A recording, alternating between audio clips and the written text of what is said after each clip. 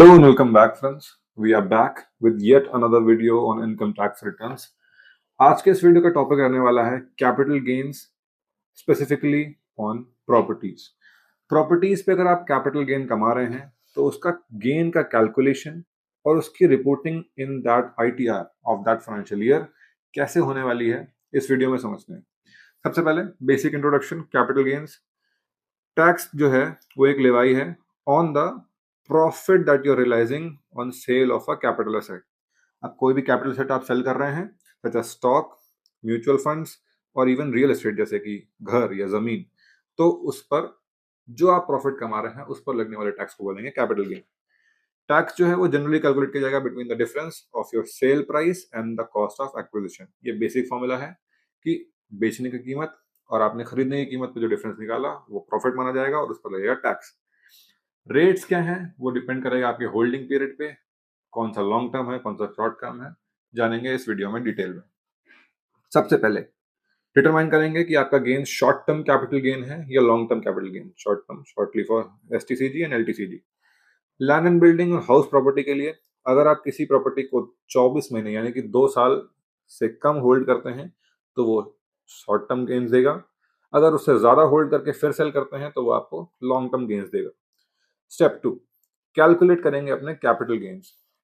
Short term capital gains यानी कि जो प्रॉपर्टी आपने 24 महीने या उससे कम के लिए होल्ड करी है, शॉर्ट टर्म कैपिटल गेन का कैलकुलेशन है sale consideration minus your cost of acquisition plus cost of improvement and transfer expenses. यानी सेल कंसिडरेशन में सारी कॉस्ट माइनस होंगी जो आपने खरीदते वक्त परचेज पे दिया, कुछ इंप्रूवमेंट करवाया आपने प्रॉपर्टी में, और खरीदने के लिए जो एक्सपेंसेस किए उनका भी यूज होगा। टैक्सेबल है ये नॉर्मल स्लैब रेट्स पे depending on the amount of income. B, long term capital gains यानी कि एलटीसीजी। प्रॉपर्टी जो 24 महीने या उससे ज्यादा होल्ड करी गई है उस पर होगा एलटीसीजी। सेल कंसिडरेशन में माइनस करेंगे cost of acquisition, cost of improvement and transfer expenses जैसे कि शॉर्ट टर्म कैपिटल गेन्स में। फॉर फाइनेंशियल ईयर 2025-26 प्रॉपर्टीज पर होने वाले एलटीसीजी 12.5% पर टैक्स होंगे विदाउट इंडेक्सेशन, और 20% वाला रूल भी है without with indexation. Special rule for properties purchase before 23 July 2024। Resident individuals और एचयूएफ्स ने अगर कोई प्रॉपर्टी एक्वायर करी है बिफोर 23 जुलाई 2024 और उसे सेल कर रहे हैं ड्यूरिंग द फाइनेंशियल ईयर 2025-26, आप कंपेयर कर सकते हैं दो टैक्सिंग तरीके से। एक 12.5% का टैक्स विदाउट इंडेक्सेशन का बेनिफिट और एक 20% का टैक्स विद इंडेक्सेशन का बेनिफिट। इंडेक्सेशन जो इन्फ्लेशन के हिसाब से कैलकुलेट होता है आपका कॉस्ट ऑफ एक्विजिशन, यानी कि थोड़ी सी कॉस्ट ऑफ एक्विजिशन की वैल्यू बढ़ा दी जाती है with effect of inflation. Example से समझते हैं।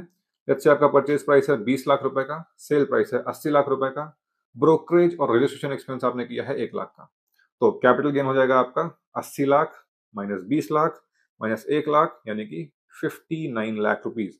अब इसमें हमने कोई इंडेक्सेशन बेनिफिट नहीं लिया है तो 12.5% के हिसाब से 7,37,500 प्लस सरचार्ज सेस यानी कि एचईसी वगैरह आपका हो जाएगा इनकम टैक्स यानी कि कैपिटल गेन्स। एग्जेम्पशंस क्या क्या अवेलेबल हैं? आप एलटीसीजी टैक्स सेव कर सकते हैं बाय दीज एग्जेम्पशंस।